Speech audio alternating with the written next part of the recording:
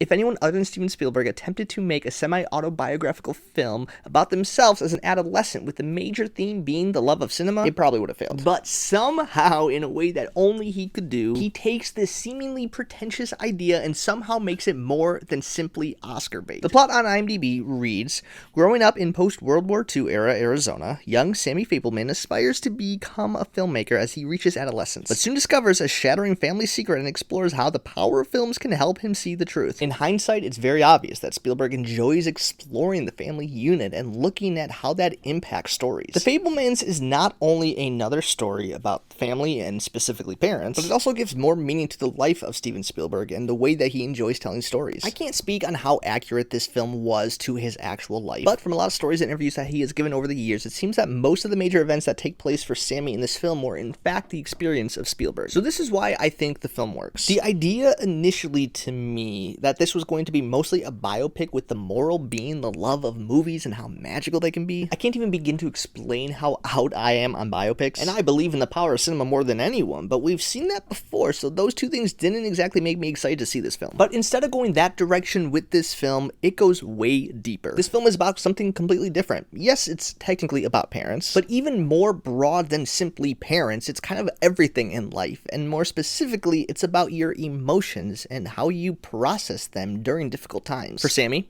or Spielberg, he processes his emotions through film, more specifically, filmmaking. Yes, we see the early stages of his love for cinema and some fun moments where he learns camera and editing tricks, but the heart of this movie is seeing how he grows as a person and uses filmmaking to get through life. Across the board, the acting is phenomenal here. Gabriel LaBelle, who plays Sammy throughout the majority of this film, is truly something special, and with this being one of his first major roles in Hollywood, I cannot wait to see him succeed in other films. Michelle Williams absolutely steals the show for me. Most of the climactic emotional moments in this film depend on her, and she absolutely delivers. I will be so disappointed if she doesn't at least receive an Oscar nomination for this performance, but honestly, I think at this point, she's my favorite to win. Paul Dano is just as good as ever, but it definitely takes a couple minutes to get used to him not being some creep or weirdo like he usually is, and just accept that he's this wholesome dad. But once you get there, the performance is worth it. Seth Rogen, on the other hand, he doesn't give a bad performance, but he's one of those people that, unfortunately to him,